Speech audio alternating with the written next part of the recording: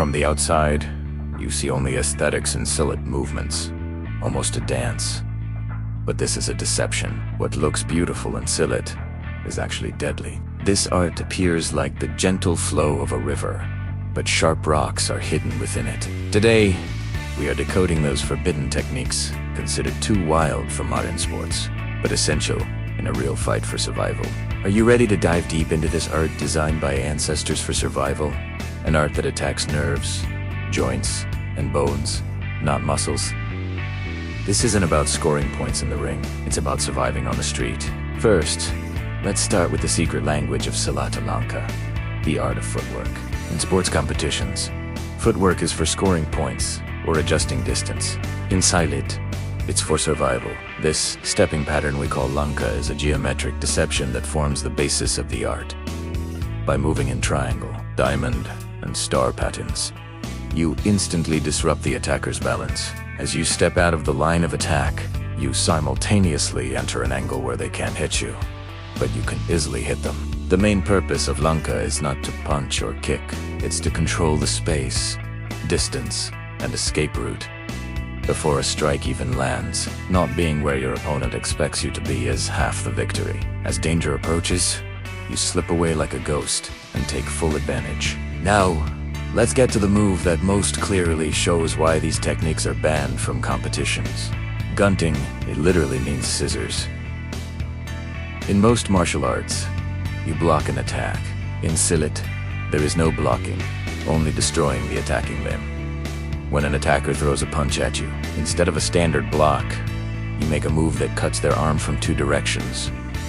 Like Silat, for example, while controlling their wrists with one hand, you strike the nerve in their bicep with the hard part of your other arm, or you use a palm strike to hyperextend the joint in the opposite direction. The goal is not to break a bone, it's to pull the plug on that limb. The struck arm experiences immediate numbness and loss of power. The aggression stops, and you walk away safely. This is why gunting is considered against the spirit of sportsmanship. So what happens when the distance is completely closed? In a grappling situation, when there's no personal space left, Silat's clothes, razors, the saiku, or elbows, come into play. Other arts often use the elbow with brute force, swinging it in a wide arc. Silat, however, uses the elbow with surgical precision, like a scalpel. The targets are specific: the temple, the jaw joint, the collarbone, or the back of the neck. Let's say you're caught in a bear hug and have no room to move. Driving the sharp point of your elbow into the opponent's ribs creates an incredibly intense and focused pain. This isn't a knockout blow. It's a system overload that forces the opponent to release their grip. The pain is so sharp that the brain can't focus on anything else, and the only instinct is to escape from the source of that pain. Our next forbidden concept is kunchi, or nerve locks. Forget the slow, controlled locks in wrestling or judo. Kunchi involves instant, shocking, and painful attacks. It specifically targets small and sensitive joints like fingers, wrists, and thumbs. Imagine someone grabs your t-shirt or jacket.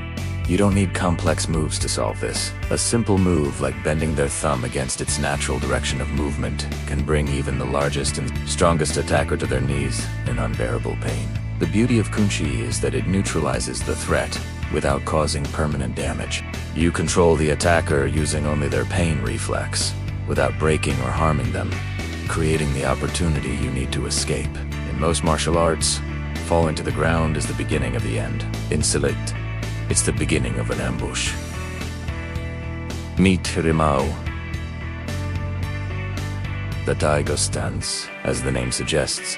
This stance is famous for fighting low, unexpectedly, and ferociously. This is not ground fighting. It involves dirty and effective strikes from a low crouch or supine position, aimed at destroying the opponent's knee, ankle, or groin. You don't stay on the ground and grapple. The goal is to shake the opponent's foundation, their legs, unbalance, or even drop them. And in that split second of shock, you get up and run. Haramao completely changes the rules of the fight and turns a disadvantageous position into a deadly trap. Another forbidden technique is sapuan, the bone-breaking sweep. In judo, a sweep is a gentle disruption of the opponent's balance. There is a flow. In Silat, sapuan is a brutal and destructive strike that directly targets the joint. The logic is simple. While you push the opponent with your upper body, you simultaneously deliver a hard, percussive kick to their shin, ankle, or knee with your foot. The goal here is not just to drop them, it's to make it impossible for them to chase you. The shock, pain, and potential injury from the foe buy you priceless seconds to get away. This is a pure survival technique focused on efficiency rather than aesthetics. Juris are the solo, fluid forms of Silat. From the outside, they might look like a meditation or a kata, but in reality, each juris is a moving encyclopedia of forbidden techniques. Every hand movement, every turn, every step conceals a strike, a lock, a break, or an escape technique. The strikes taught in juris specifically target the body's sensitive points: the solar plexus, armpit, floating ribs, or neck. The goal is not to knock the opponent out, but to shut down their system. A light finger jab to the throat or a strike to the solar plexus is enough to leave an attacker breathless and momentarily disable their ability to move. And finally, beyond all these physical techniques, there is the highest level and ultimate principle of Silat Rasa. Rasa is not a move. It's a feeling, an intuition. In sports, you see the attack coming towards you, and you react. In Silat, through training, you learn to feel the attack before it even begins. Contact drills with a partner teach you to read the opponent's intention. You learn to read the tension in their muscles, the change in their breathing, that little electricity in their body before they even throw that punch. This isn't superhuman speed or magic. It's an early warning system developed through years of practice to sense the danger before the violence begins and walk away. That is the ultimate victory in Silat. The best fight is the one that never started. As you can see, these techniques are banned in sports, not for their brutality or cruelty, but for their undeniable effectiveness and potential for dangerous outcomes. The essence of Silat is not to win a fight, but to survive it and the dangerous situation. When you learn to deceive with Lanka, disable with gunting, and feel with Rasa, you will never have to use that deadly force. Remember, true mastery is not about showing strength, but about controlling it. Stay alert, stay disciplined, and most importantly, stay safe. Thanks for watching. See you in the next videos.